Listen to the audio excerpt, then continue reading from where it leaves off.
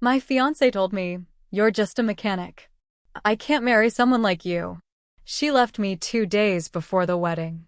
A year later, she came to a job interview. She didn't recognize me at first.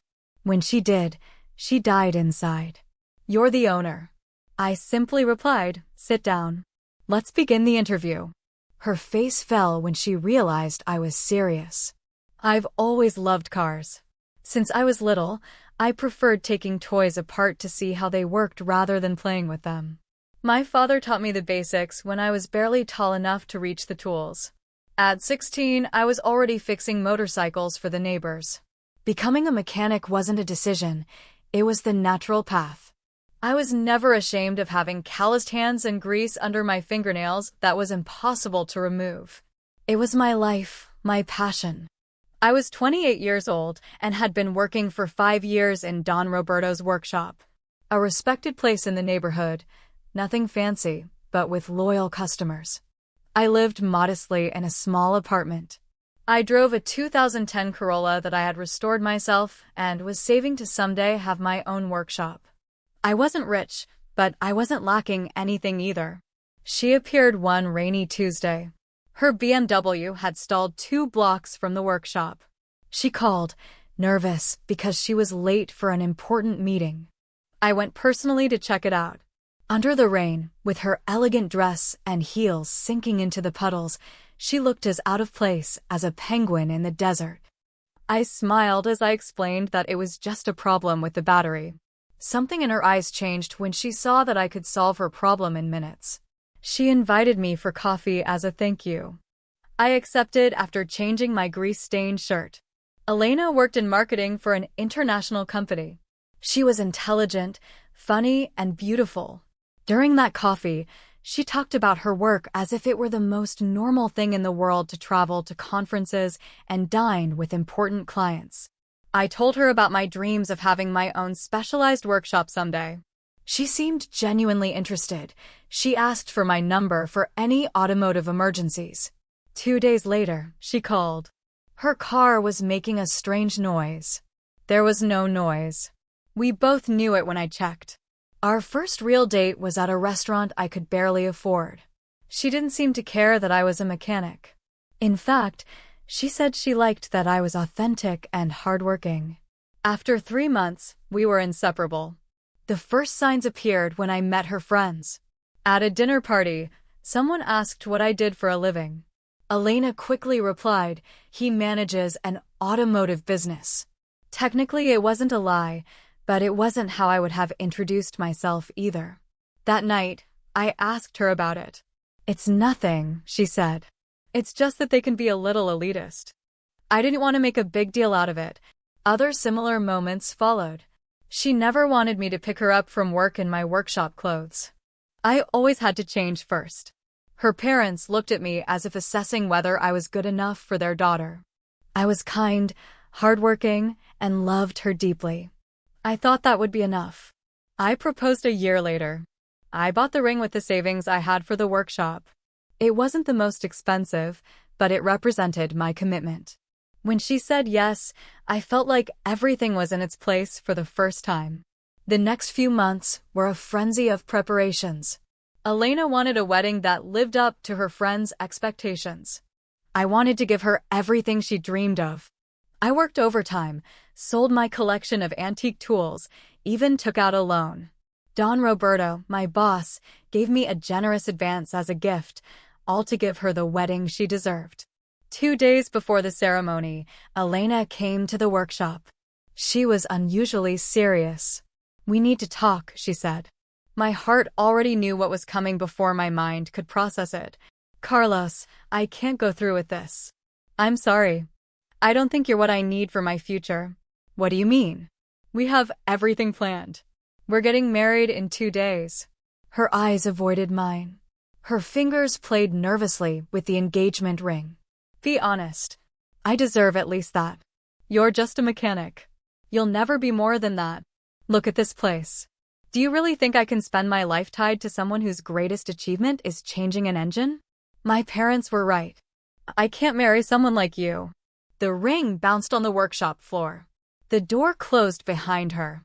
I stood paralyzed, my hands still dirty with oil, my heart shattered. The next few hours were hell. Calling all the guests, canceling the venue, explaining to my parents. Shame mixed with anger and sadness in a toxic cocktail that barely let me breathe. Some friends came to keep me company. Elena's parents simply sent a message. We're sorry, but it's for the best. That night, sitting in my empty apartment, surrounded by boxes with things for our future home, I made a decision. If being just a mechanic wasn't enough, then I would change the rules of the game. Not for her, but for me.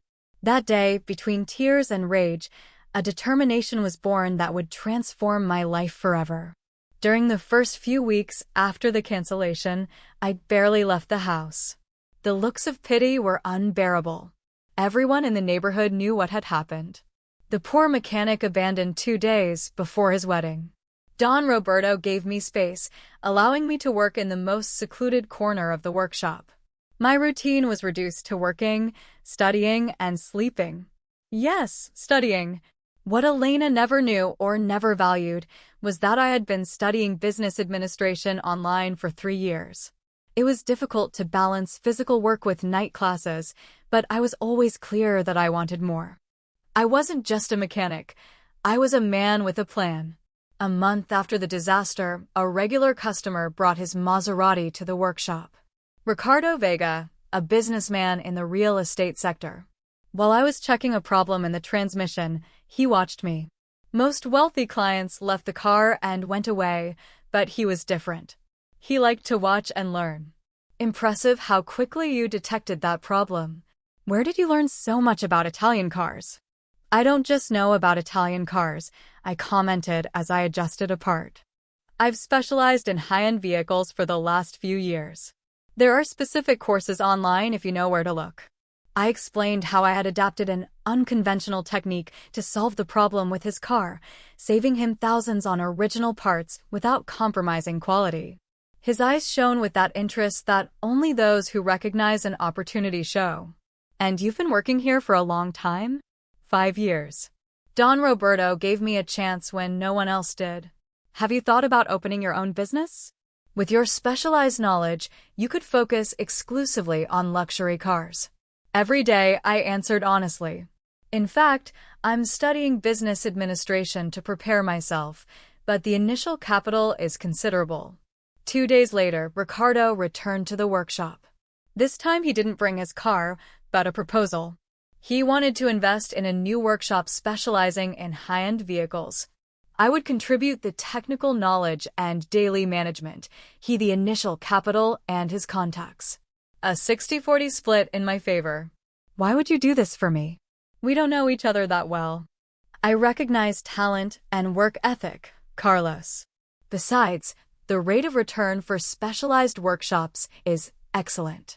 It's not charity, it's business. Don Roberto was the first to encourage me to accept. With tears in his eyes, he told me it was what he had always hoped for me. He even offered to sell me some special tools he had. 3 months after Elena left me, we signed the papers for Elite Motors, a boutique workshop for luxury cars. The location was in an emerging commercial area, not in the financial center, but close enough to attract the right clientele. I hired 2 specialized mechanics and an administrative assistant. Every penny counted. The first 6 months were exhausting. I worked 18 hours a day. In the morning, I managed the business. In the afternoon/evening, I personally repaired the most complicated vehicles. On weekends, I studied new techniques and finished my business administration courses. I had no social life, but I didn't want one either. The pain had transformed into fuel. Elite Motors' reputation grew rapidly. Ricardo recommended us among his contacts. We created a pickup and delivery service for VIP clients. We introduced advanced digital diagnostics when the competition was still using traditional methods. We weren't just a workshop, we were a premium experience. On our first anniversary, we opened a second location. I hired a manager for the first location and focused on expanding the concept. I no longer repaired cars personally, although I sometimes missed it. My job now consisted of running a growing business. My wardrobe gradually changed. The stained t-shirts gave way to well-ironed shirts. Then came the first tailored suits. At 18 months, Elite Motors had become a regional chain with 4 locations. Ricardo was delighted with the return on his investment. I could barely believe the transformation of my life. I moved to an apartment in an exclusive area. I traded my old Corolla for an Audi. I started frequenting restaurants where they wouldn't have let me in before with my old appearance. The most surprising thing was how people treated me now. The same people who before barely looked at me now wanted my attention. I hadn't changed who I was inside, but the outside world responded to the image I projected. It was a bitter but useful lesson. For Elite Motors' second anniversary, we established our corporate office in a glass building in the financial district. We had 6 locations and plans to franchise the concept. The magazine Business Today published a profile about me, from mechanic to entrepreneur, the man who revolutionized luxury automotive service. My executive assistant, Marta, an efficient and loyal woman who had been with me from the beginning, came into my office one Friday afternoon.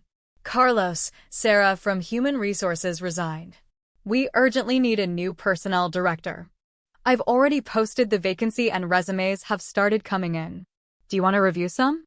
I trust your judgment, Marta. Schedule interviews with the top 3 candidates for Monday. I never imagined that when I opened the door to my office that Monday, I would come face to face with my past. Monday arrived with the usual routine. I reviewed financial reports early, had a video call with potential franchisees, and had a quick lunch at my desk. At 3 p.m., the interviews would begin. Marta knocked softly on the door. Your first candidate is here. Elena Morales. She has excellent experience in human resources and personnel management. The name paralyzed me for a second. It couldn't be. Elena is a common name, I thought. Morales too. Coincidences. Send her in, please. I adjusted my tie unconsciously. I took a sip of water. The door opened, and there she was, a little thinner, shorter hair, but unmistakably the woman who almost became my wife, the one who had left me for being just a mechanic. The most surprising thing was that she didn't recognize me at first. Her eyes scanned the office, impressed by the minimalist and elegant decor. She looked at me as one looks at an important stranger. She extended her hand with a professional smile. Good afternoon, Mr. Ramirez. It's a pleasure to meet you. I'm Elena Morales. I took her hand in a firm but brief handshake. Up close, I could see the exact moment reality hit her. Her pupils dilated. Her breathing stopped for an instant. The color gradually drained from her face. Her hand trembled slightly within mine. Carlos, you're the owner of Elite Motors? Her voice was barely an incredulous murmur. 3 years ago, that reaction would have given me intense satisfaction. Now, surprisingly, I felt nothing in particular, neither joy nor resentment, just a strange calm. Sit down, Elena. Let's begin the interview. My professional tone seemed to disconcert her even more. She was expecting perhaps an outburst of anger, or maybe that I would throw her out immediately. Instead, I indicated the chair in front of my desk and opened her resume as if she were any other candidate. Her face fell when she understood that I was really going to proceed with the interview. I watched her struggle to regain her composure as I reviewed her credentials. You have a solid background in human resource management. Can you tell me about your experience managing large teams? She cleared her throat. Her hands wouldn't stop moving nervously over her skirt. Yes, of course. In my last position, I supervised a department of 15 people. We implemented a new evaluation system that improved retention by 30%. Her voice gained some firmness as she talked about her work. She had always been professionally competent. I asked her the standard questions about conflict resolution, recruitment strategies, and organizational culture. She answered adequately, although without the aplomb she would have shown under normal circumstances. Halfway through the interview, she couldn't contain herself any longer. Carlos, This is surreal. I can't pretend there isn't an elephant in the room. We are in a professional interview, Elena. What does our personal history have to do with your capabilities for this position? Her eyes moistened slightly. Everything. I didn't know it was your company. Your name wasn't on the ad. It just said important premium automotive service chain. Interesting how now it's no longer just a workshop, but an important chain. The blow hit the mark. She lowered her gaze briefly. You've changed, Carlos. Only on the outside. Inside, I'm still the same hardworking and honest man you met. The one who wasn't good enough for you. It wasn't like that. Well, maybe it was. I was immature and stupid. I let my parents and friends influence a decision that should have been mine alone. What happened after you canceled our wedding? Tell me, I'm genuinely curious. Her story came out haltingly. She had gotten engaged 6 months later to an investor she met at work, a man with the right profile according to her parents. The relationship lasted a year until he left her for someone else. She had financial problems when the company she worked for closed down. She had been jumping from job to job ever since. My life has been a disaster, Carlos. Sometimes I think it all started when I left you, like karma or something. As she spoke, I faced my own internal dilemma. Part of me, the one deeply wounded, wanted to savor her suffering.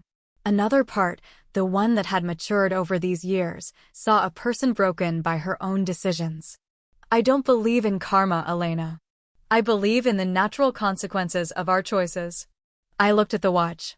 The interview had already lasted 40 minutes. Can I ask you something personal? If you hadn't left me, if we had gotten married, do you think I would have achieved this, becoming the owner of a successful company? The question caught me off guard. It was something I had asked myself. Probably yes. I always had this plan, this vision. The difference is that you would have been a part of it. You would have enjoyed the success with me, but you never believed I could achieve it. A tear rolled down her cheek. She quickly wiped it away. Carlos, I know I have no right to ask you for anything, but I need this job. I'm good at what I do. I can separate the personal from the professional. I took a deep breath. The moment of decision had arrived. What kind of man did I want to be? One who uses his power for revenge, or one who shows that he is truly grown? Elena, I'm not going to hire you. Her face completely fell apart. More tears appeared, now without trying to hide them. It's not out of revenge. It's not because you hurt me years ago. It's because someone who judges people by their job and not their character doesn't fit into the culture of this company. Here we value integrity and respect for everyone, from mechanics to executives. I can't risk having someone in human resources who might discriminate based on superficial perceptions. But I've changed, Carlos. I learned my lesson, maybe, and I'm glad for you if that's the case, but this isn't the place to prove it. I sincerely wish you find a good job and rebuild your life. I stood up, indicating that the interview was over. She stood up slowly, as if every movement were painful. You know, I should hate you for what you did to me, but the truth is I should thank you. Your rejection pushed me to be better, to prove to myself and to the world that I was worth more than you thought. It was the catalyst I needed. I extended my hand for a final professional handshake. She took it with trembling fingers. I'm so sorry, Carlos. I was stupid. Don't torture yourself. We all make mistakes. The important thing is to learn from them. I walked her to the door. Before leaving, she turned around one last time. Are you happy now? I smiled genuinely. I am. Not because of the money or the success, but because I'm finally at peace with myself. I hope you also find that peace someday. She left my office with slumped shoulders and smudged makeup. Marta looked at me questioningly when she walked past her desk. She's not the right candidate for us, I simply said. That night, driving to my apartment, I reflected on what had happened. Life had taken a complete turn, but the real victory wasn't having more money or status than Elena now. The victory was having built something meaningful, having created jobs for people I valued, and above all, not having allowed bitterness to define my character. 3 months later, I met Laura at an entrepreneurs conference. She ran an educational foundation for young people from marginalized neighborhoods. When I told her that I had started as a mechanic, her eyes shone with genuine admiration. She didn't care about my expensive suits or my successful company. She valued my story, my effort, my authenticity. The best revenge is never to return the harm. The best revenge is to prove, primarily to yourself, that that harm made you better. And perhaps, in the process, teach the one who hurt you a lesson they needed to learn. My name is Carlos Ramirez. I'm a mechanic, an entrepreneur, and above all, someone who learned that his value doesn't depend on the opinion of others. If you're reading this and someone has made you feel inferior, remember, sometimes the people who break you can unknowingly become the reason for your reconstruction.